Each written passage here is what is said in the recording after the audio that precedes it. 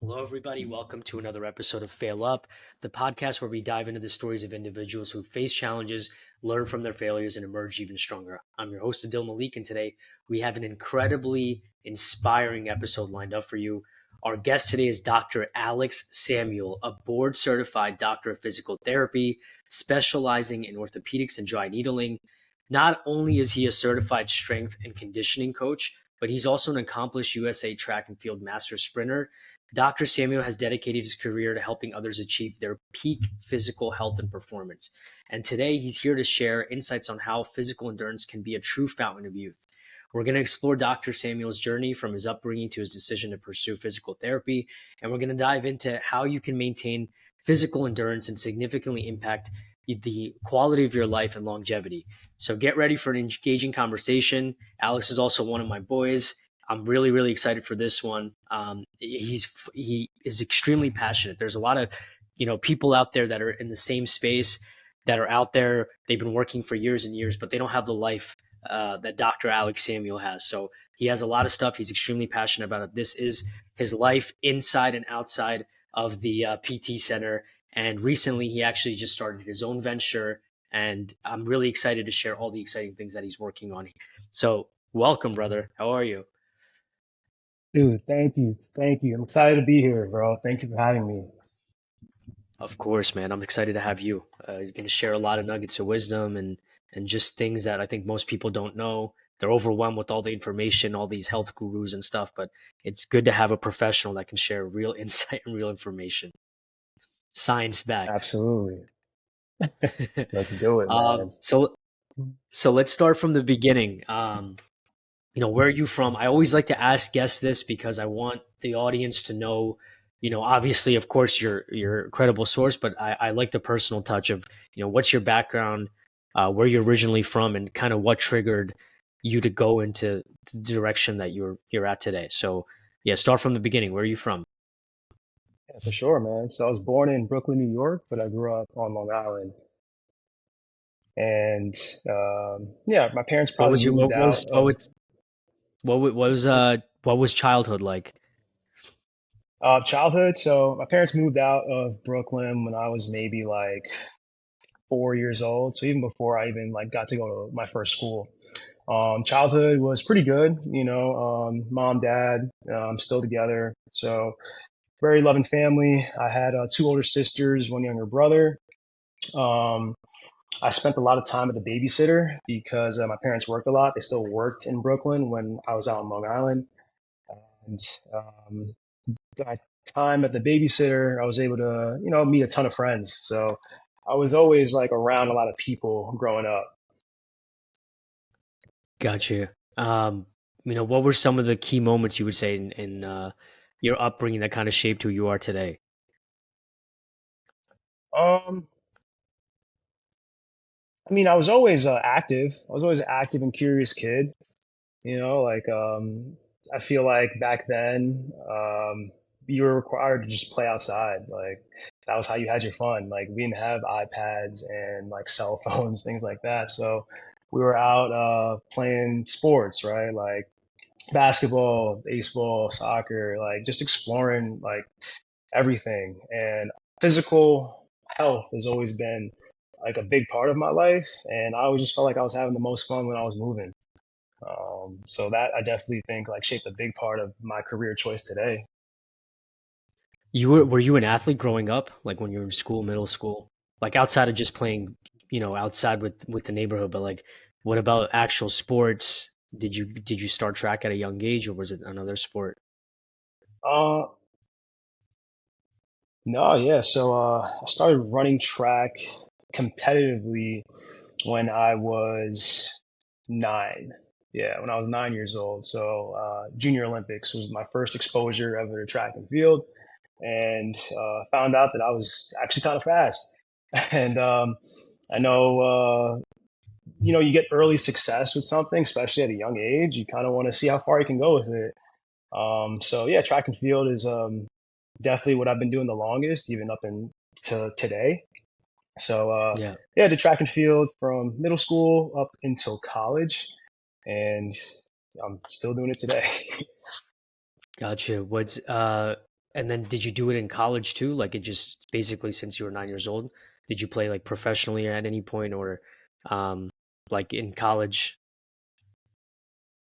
Yeah, yeah. So at Penn State, was able to do 2 years of track and field over there. Gotcha.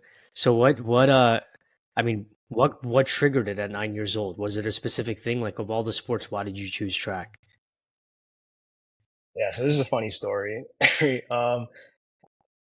I honestly was put into track and field as punishment. So back, whoever millennial I guess is watching this, but back when you didn't do well in school and you had a bad grade, your teacher would make you, at least in my school they did this. I don't know, maybe not everyone else's, but my teacher would make the students get their parents to sign the quiz, test, whatever the assessment was if we failed, to let, I guess, your parent know, like, hey, your kid is fooling around in class. So rather than give the like signature to my mom, I actually forged her signature when I was 9. So what are you in, like second grade at that point? Yep. Whatever. I didn't want to get in trouble as a kid. So she found out because my teacher was clearly able to tell that this was signed by a 9-year-old child and not an adult. So she told my mom, and my mom, I mean, she never like put hands on me or anything, but she was chasing me around the house, but she couldn't catch me. So he was like, "Hey, well, you want to run so much? Well, then, go do this, with this coach and whatnot. Like, have him like whip you into shape. Like, you want to run so much." And yeah, it worked out. Yeah, that's too funny. Mama Samuel coming in, that's crazy. So she was kind of like the trigger. That's wild. He was the And then catalyst, man. she was the catalyst. And then did you did you ever have any injuries or anything kind of growing up that maybe made you rethink track, or were you always like, nah, I'm gonna stick to this no matter what? Did you have any injuries at any point, any serious injuries? Yeah, great question, man.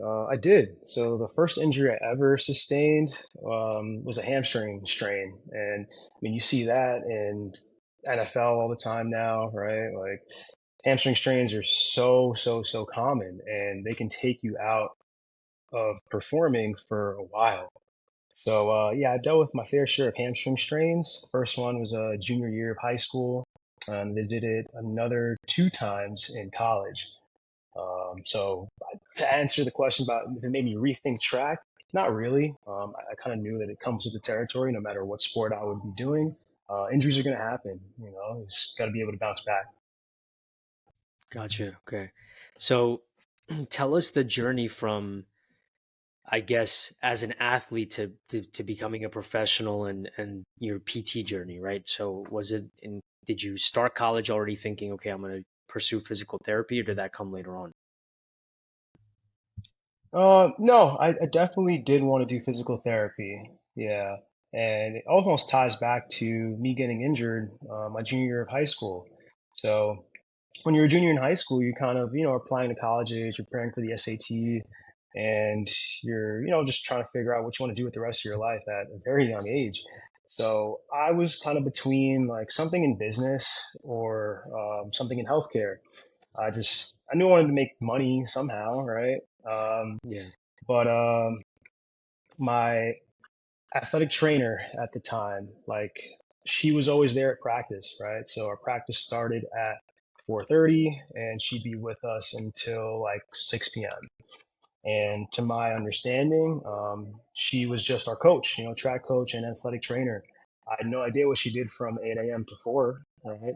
So when I Yeah. was hurt and I was doing my rehab with her, we had a lot of conversations. And, me being a curious person, as I said before, I would ask her a lot of questions. And the questions I was asking were all related to, like why she having me do these certain movements, like how is this going to help me perform better? How's it going to help me heal faster?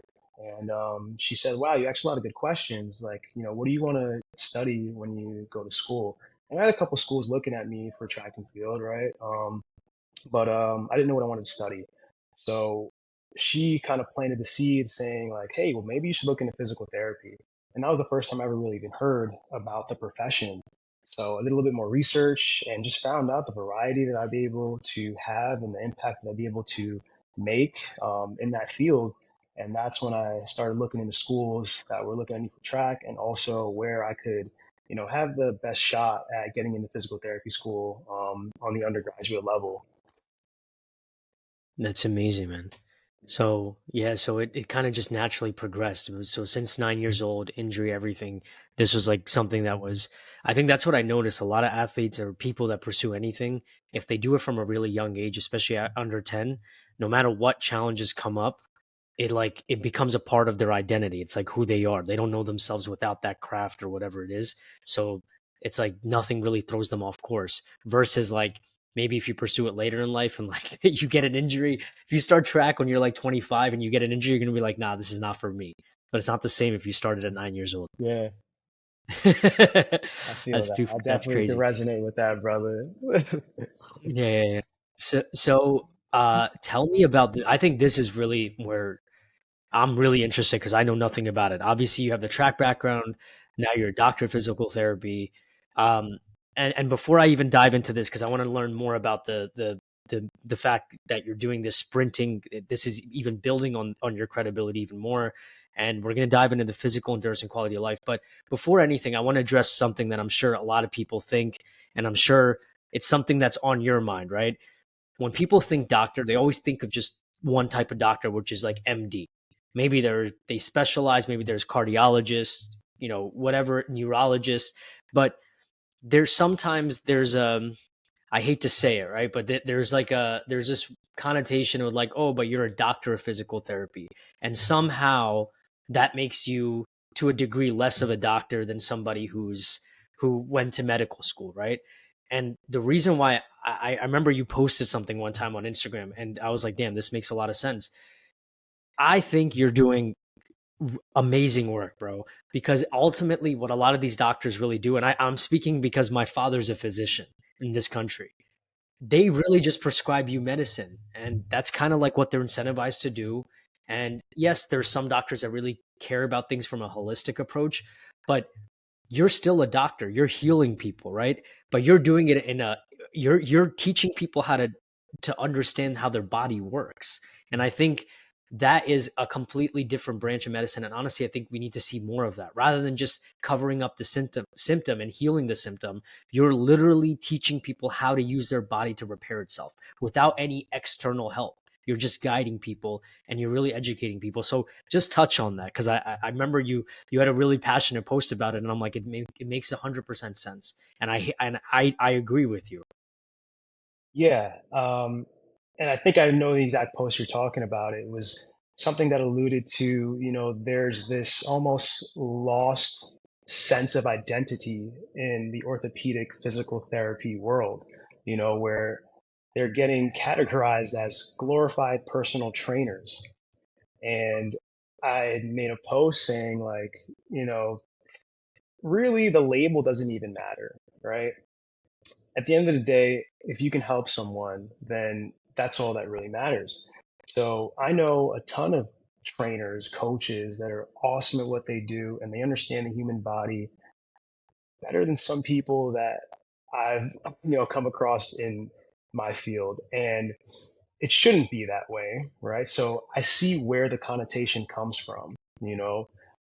So to touch on that though, yeah, with physical therapy and being a doctor, right? Well, first of all, let's start with like the amount of time that you have to commit to putting that title in front of your name. It's 4 years of undergrad and then another 3.5 years of graduate school, right? There's no master; you skip right over to a doctorate. There's some history behind there, but I won't go into the details of that. But as a physical therapist, you're literally working as a human algorithm, right? Like you can get a script from, an orthopedic saying like this patient has we'll use the knee as an example, right? Whatever it is, say they have knee pain, like they came in, they did all their tests, they maybe didn't do an MRI yet, maybe did an X-ray, and they saw that everything came out negative, right? But this person's still in pain. What do you do then? Right? Like, sure, maybe you give them some anti-inflammatory, see if that calms it down. but they're still in pain, right? So now they come to the physical therapist, where it's our job to literally tease out specific ligaments, tendons, muscles, bones, right? Seeing how the biomechanics and forces are playing a role on how this person may be loading their knee joint, and then come up with interventions, which are exercises, to now reverse engineer this person's anatomy and show them how they can do this for life. So it's a very complex process. The exercises may look simple, but the thought process is so complex. Understood. Um, and on that note, also, this is since it just came up, um, with physical therapy, right? This is something that I just recently kind of understood is we always emphasize strength training. I think that's kind of like normal. Everyone wants to look good. It's about the aesthetic and also about being physically strong. But something that's starting to hit me, especially as we, enter our 30s and this next decade, if we don't start taking care of our bodies now, it's going to really bite us in the ass in our 40s and 50s and later on, right? So like health is a priority. So with that being said, something that I started implementing is stretching more because I've talked to some people that are older that might be physically strong, but they're like, yo, if you can't bend down and pick up a pen when you're 65 or pick up your grandchild because you feel like you're about to pull something, then all that muscle does nothing, right?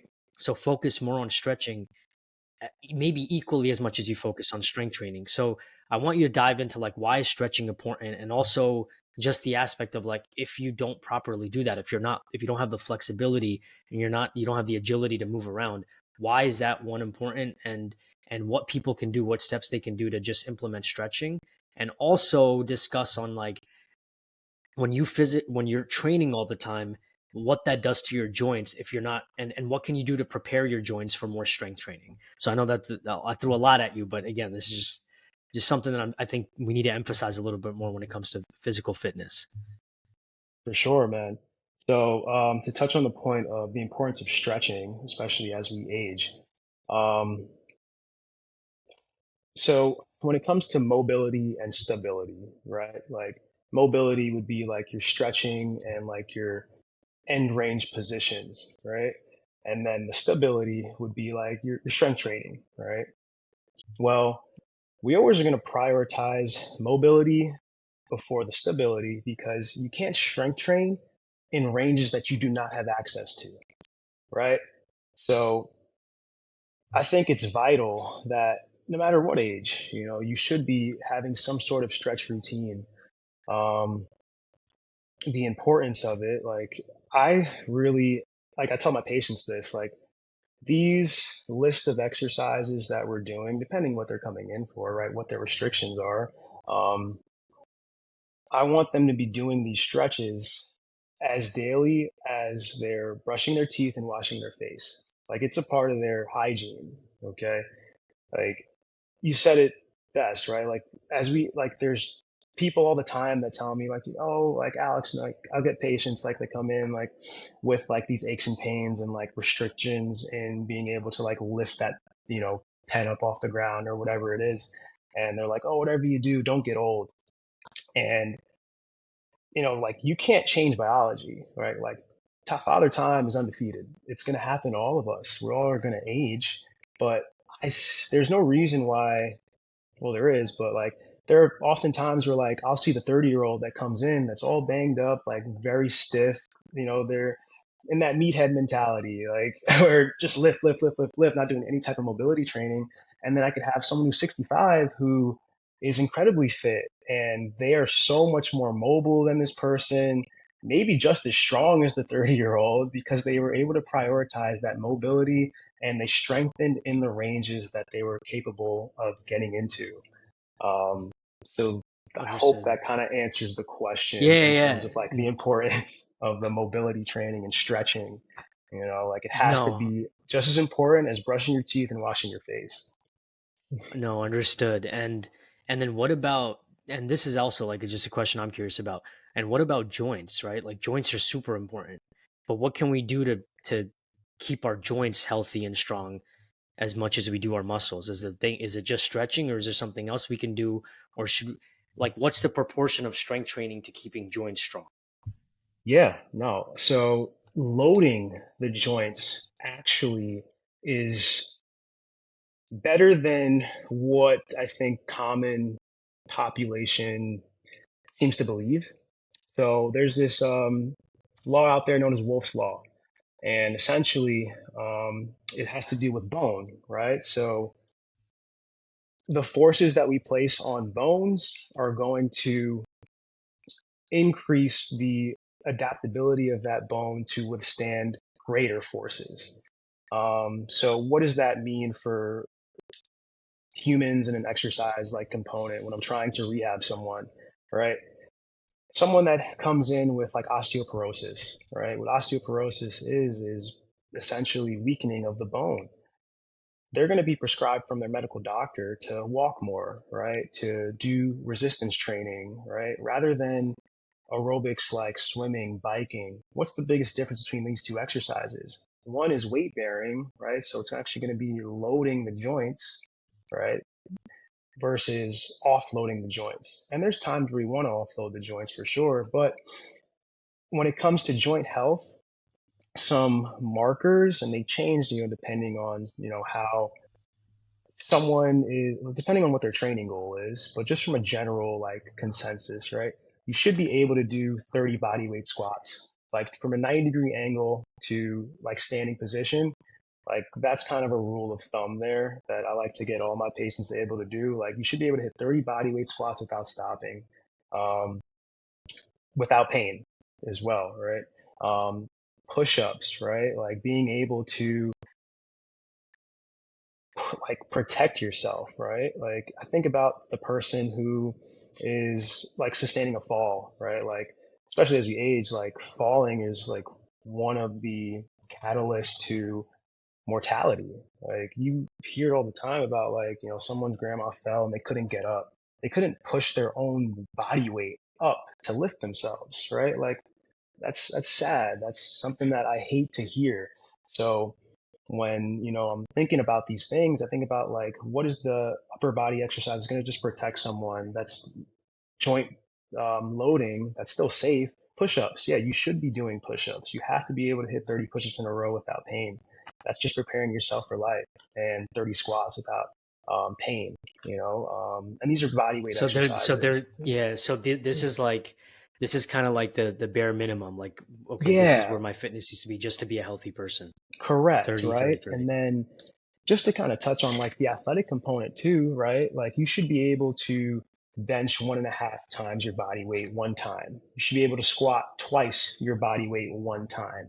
And like these are numbers that, will kind of vary depending on what literature you read. But, I'm going based upon like the National Strength Conditioning Association. So if we're talking about just preparing someone for sport, right? Like you got little Johnny that wants to play football, right? Maybe he's not like in the biggest like of shape. Well, how can we objectively tell if this kid's going to hurt himself or not?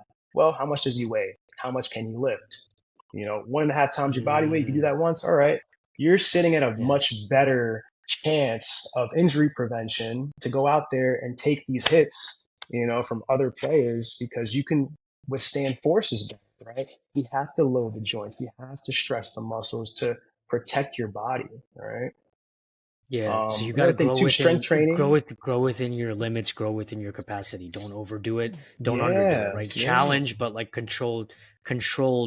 I guess it's a word for Controlled it, but like kind of like stress. controlled stress. Yeah, exactly. Yeah, yeah. Another thing too I want to talk about in terms of like protecting the joints, right? So as we strength train, our muscles are going to get bigger, right? Our muscles act as shock absorbers. So the larger a muscle is, the more like force it can sustain. It's actually going to protect your joints.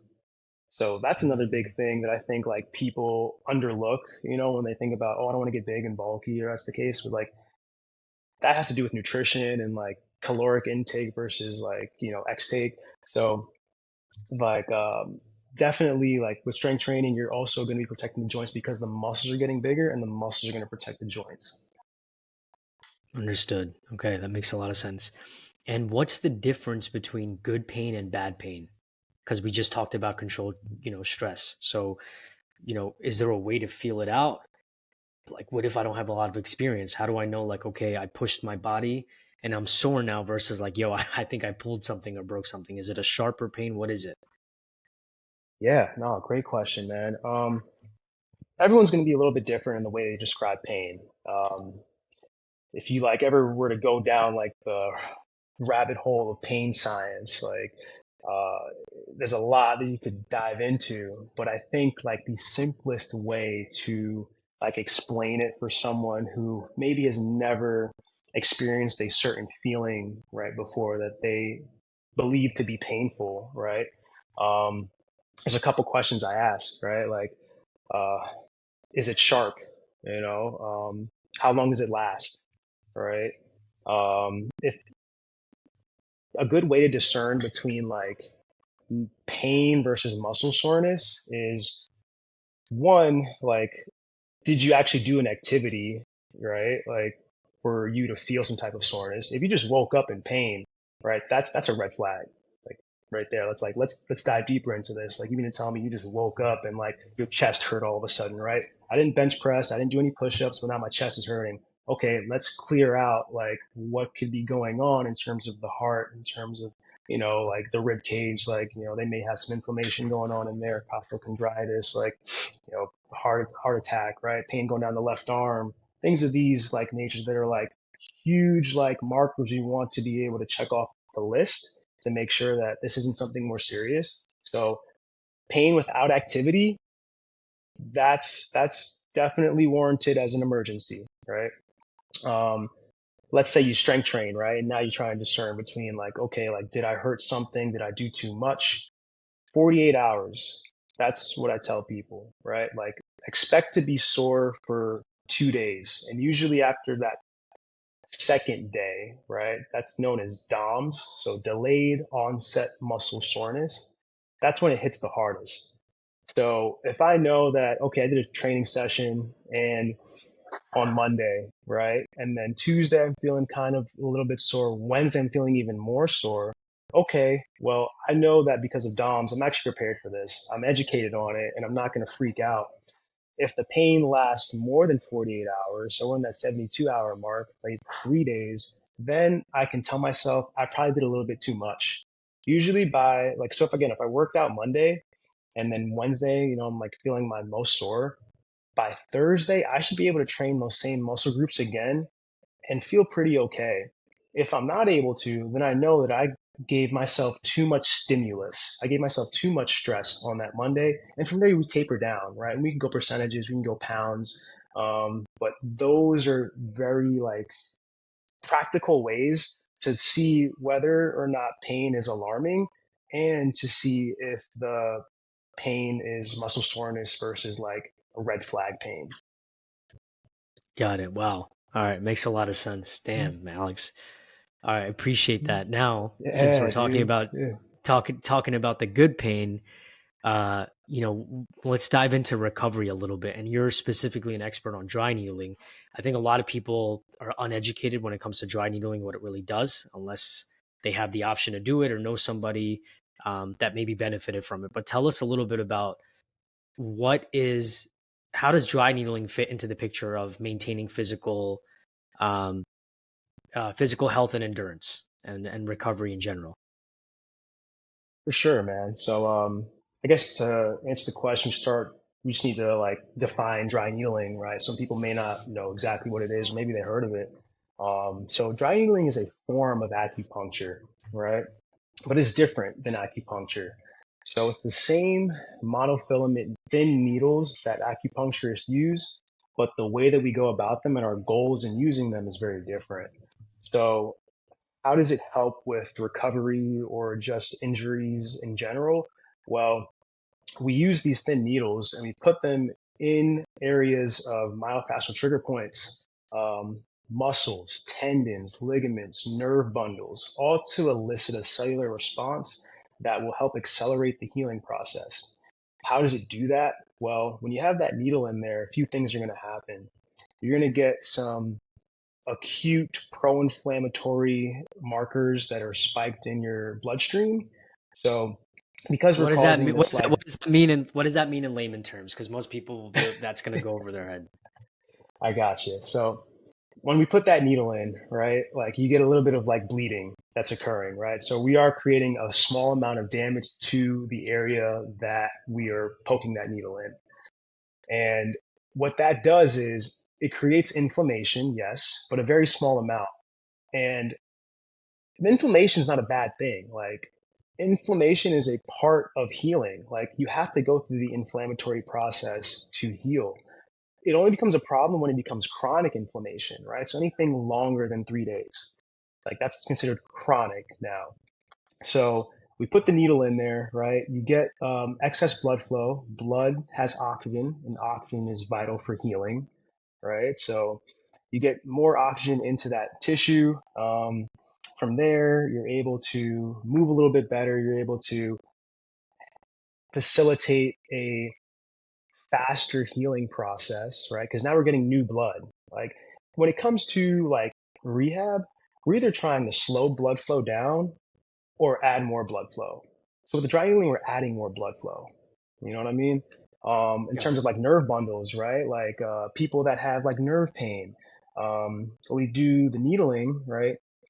It is going to help out with them like feeling something again because obviously, I mean, you having a needle in your body, you're going to feel something. At least you should feel something, right? So those nerves kind of get a little bit of a jump start there. Helps increase nerve conduction velocity. Basically, to put that in layman's terms, like you have the spinal cord, right? It goes from the brain all the way down into the pelvis, and we have these little like communicators, these nerve roots. Those are going to communicate to my arms and my legs. So if I'm able to put a needle very near, not into the nerve exactly, right? Like if I'm able to put it just near that nerve, you should elicit like a much higher like response to that nerve. You know, it's almost kind of like and we also do e-stim to it, right? So once you have the needle in there and you have the electric stimulation on there, it's kind of like a car battery, right? You ever seen like jumper cables, right? And we're trying to just like Yeah. get a stronger, like what's the word for it? The charge, or you're trying to Yeah, revive the dead battery. exactly. We're like exactly reviving that dead battery. Not to make the human Yeah. body sound so simple, but yeah, for nerves, it really helps to just increase the nerve conduction velocity, which basically is a stronger communication from the brain to the muscle, because that's how we Got move, it. right? My brain is going to send a signal down to that nerve to the muscle to say, "Hey, bend your arm," and bend the leg. You know, like so. A lot of a lot of that stuff is going on with the dry needling. Got it. Wow. And did I Because answer most all people of your just look at, questions? yeah, you did. So most people, because you just look at it and you're like, what's going on there? What is this Eastern medicine? You don't really understand. And I think this, people need to understand the science behind it rather than just judging what they see, and something Oh, that for most people are sure. probably Yeah. ignorant about. Yeah. And I think another thing too, man, in fact, to touch on Eastern medicine, right? I want to kind of differentiate between Eastern and Western medicine. So like Eastern medicine is traditionally more the holistic, like, medicine, right? Where Westerns kind of has the name of like, oh, drugs, drugs, drugs, drugs, drugs, drugs. So dry needling, while it is very holistic, there's no medicine that's being injected into the patient's body. There's a lot of research on it, right? When it comes to especially myofascial trigger points. So there's this study out there where they found that basically someone that has a like hot spot, we call it a hot spot because if you look at it under the imaging that they look at for muscle, it's kind of like a heightened area. It's more red, like fatty also, and it's kind of clumped together. Like if we ever looked under like a microscope, never seen like those like clear slides and you're looking at like tissue. So they took muscle Yeah. biopsies of people who reported like these myofascial trigger points or had like some type of injury, right? Like some type of pain they had going on, whether it was, but it was chronic. It had to be chronic. It had to be more than I want to say 8 weeks, they reported pain. So they took muscle biopsies, which is basically a little piece of the muscle, put it on a slide, looked at it under a microscope. They saw that the muscle was not straight. It wasn't healthy, right? It was kind of clumped together and had all this fatty tissue. So they're like, okay, let's try this needling. They did rounds of dry needling into that area that they reported pain in, and they took another muscle biopsy. And now what they saw was the muscles actually were looking like healthy muscle. They were like, whoa, like we might be on to something here. Like there's actually a cellular change that's going on. Like the muscle's repairing itself. Like this needling is actually causing, they didn't know exactly what it was, which led to other like further research studies to kind of dive deeper into that question as to like why it's healing and why does it look more healthy. But that I thought was like a pretty cool study too. It's like really shows, the good that we're doing through the dry needling and how we're able to change the striations of the muscles to give that patient that window of opportunity to get stronger, get healthier, whatever their goal is. Yeah. Yep. And not with just popping a pill, but like doing it the way your body knows how to do it on its own. Correct, And correct. and I appreciate everything, uh, Alex. And just to like kind of wrap things up here, obviously the the the thing that's closest to you, and especially as a doctor now, and now as a marathon runner, I think you know everyone knows cardiovascular health is very important, right? Like heart attacks are on the rise. People have a lot of different problems with their health in regards to their heart health. So I want you to talk, just to finish it up because this is probably the most important. So with marathon running, why do you regard it to such a high degree? How does it really increase your quality of life and your longevity? And I remember we discussed this before. It is really the fountain of youth, right? Like running consistently and just keeping that blood flow in your body everywhere, getting to where it needs to go to. And everybody I know that runs consistently, they age a lot slower. They look a lot better. They feel a lot better. They have all the energy in the world, right? They're Yeah, still, they might be 50s in their 50s, but because of that being a part of their life, they still have a lot more energy than people that don't run maybe in their 30s, right? So why is marathon running so important? What is so important about, you know, just cardiovascular health in general? yeah. So it really comes down to the efficiency of the heart, right? Like marathon running, like biking, swimming, cardiovascular exercise, right? That is going to improve the stroke volume of your heart, right? So stroke volume essentially is everyone knows like their heart rate, right? So like you go like listen for a pulse and you'll hear that beat, like that's your heart rate, right? Well, with stroke volume, it's the amount of blood, like the milliliters of blood, that's actually being pumped throughout the rest of your tissues, every beat that you get. So, to my knowledge, like cardiovascular exercise is the only thing that's going to improve something like that. And that's why people are, aging much slower because they have more efficient hearts, because they're training their bodies in the way that it's supposed to be trained. Understood. Well, I want to ask you one last question before I let you go because this was like super informative. I feel like we could write a book just from everything Oh, that we we could keep discussed going, today. man. Yeah. I mean, if we're on a time restriction, we could just talk all day, brother. Uh, don't worry, man. I'm gonna come down to South Florida, and we're gonna do one in person. I want to show people the facility, so we'll dive into it. The last question I want to ask you is, if there was one piece of advice that you could give 21-year-old Alex Samuel, what would you leave him with? That knowing what you know now from the last decade. Ooh. Um, all right. I think a recurring theme in my life has been almost like uh, trying to be perfect, right? And I think especially in my younger years, I put a lot of pressure on myself. So where I am today, like running a business and whatnot, you have to definitely get comfortable with failure and just not be afraid to try new things. So a piece of advice I'd give myself is, Alex, I would rather you I'd rather you tell yourself, no, Alex, I'd rather you fail than ask yourself, what if, you know? Um, that's like the best piece of advice I think I tell myself, man. Yeah, I'd but rather fail than ask myself, what elaborate if? on that. For sure. Yeah. So what I mean by that is what I would really hate is to live a life of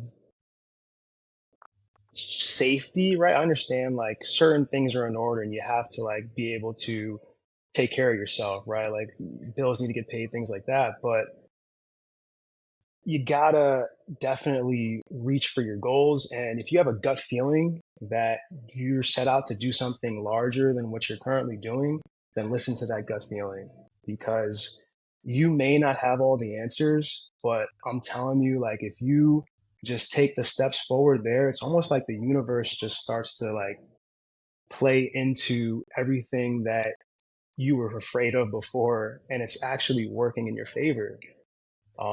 I get so many people too, like patients that tell me like, "Oh man, I wish I did this. I wish I did that." Like, I don't want to live a life of like wishes, you know, like I want to go out there and take the chances, take the risks. And if I fail, so what? You know, like it's not And that deep. It's not, yeah, and like it's not right. yeah, Like we yeah, like yeah, life is short, man, you know. So go out yeah. there and just like do everything that you want to do. Yeah. I think we're scared of judgment, and it's a shame. And also, like you said, we make it deeper than it is. We make it so personal. We make it like, yo, what's gonna happen, this and that. If But this doesn't in work reality, out, it like, just, yeah, but it doesn't actually matter. And if one thing doesn't work out, then it's just on to the next until till you crack the code. So I appreciate you, Dr. Alex Samuel. Everybody, if you want to follow him, I'll put his Instagram on the show notes. What's a way that people can keep in touch with you, or DM you, message you if you have questions, follow your journey? I know you're going to be up to big things, bro. I'm so proud of you for going off and starting your own venture. This is huge, and I think the next decade, who knows, man? 10 years from now, when we have this conversation again, where you're going to be, so thank I'm you, looking forward man. to all that. Thank you. Yeah, people can follow me at Dr. Period Alex Samuel on Instagram.